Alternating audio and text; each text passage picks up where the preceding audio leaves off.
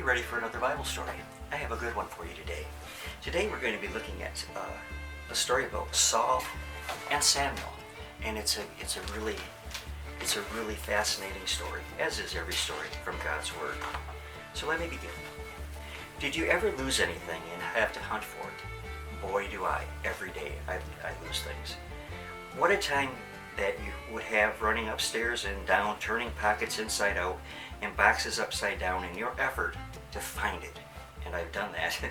Our story for today is about a man who had lost something too large to be kept in a drawer or laid carefully away on the shelf. Something you couldn't even keep in the house.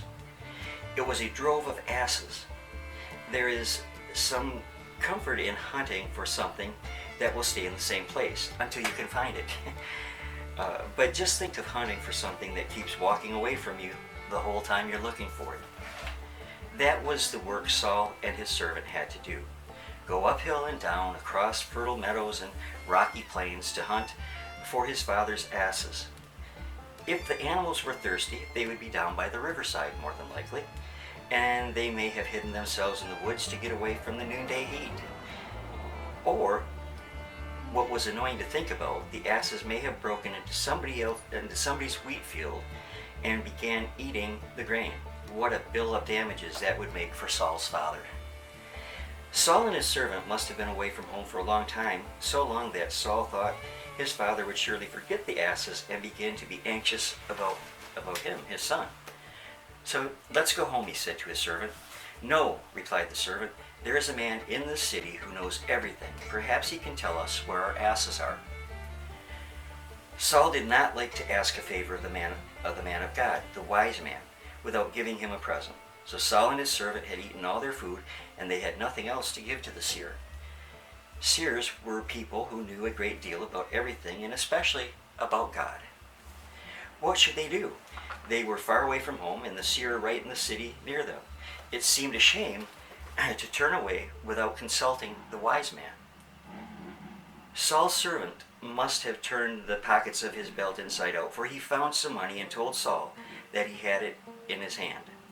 And the city on the hillside must have been a large one indeed, for it had a wall all around it for protection. Saul and his servant tramped up the hill to the city gate.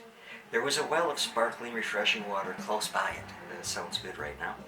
Some girls were drawing water from the well. Is the seer here? Saul asked them. He is. Make haste and enter the city, and you will meet him coming out, replied the girls. So up into the city went the men, and there they entered the gate. And there, as they entered the gate, was Saul, a beautiful but sad-looking old man. He was Samuel, the last judge of Israel. He had been expecting Saul all day. He had never even seen Saul, but he knew him at once. Why? Because Samuel had been wishing for someone who could be king of Israel. All the day before, he had prayed that God would send a man to him who could be king, and God had answered. He always does answer if our prayers are earnest, and when we are earnest, we really mean what we say. Tomorrow about this time I will send thee a man to be prince over my people, was the message that God had sent to Samuel. And here he was coming straight to Samuel and asking about the asses. Samuel must have been pleased with the strong, powerful body of Saul and thought at once, here is the man who will make the fine leader for Israel. He shall be king. And Saul did not know that all the time he had been hunting for the lost asses, that he would be walking toward a crown and a kingdom. We do not always find what we are hunting for, but often we do find something much better. And Saul did. Saul, Samuel, and the servant went up to the very top of the hill, and they ate their dinner together. And Samuel had been so sure that the new king was coming that day that he had told the cook to have some especially good meat ready for Saul. He and his servant must have been hungry. 3 days they had been away from home with nothing to eat except the food that they carried in their pouches, and dinner was soon over. It was growing late, so they must go down into the city, and if they stayed outside until after the sun set, the gates of the city would be shut, and all of them would have to sleep on the hills until the morning. Where do you suppose Saul did sleep? Well, on a housetop.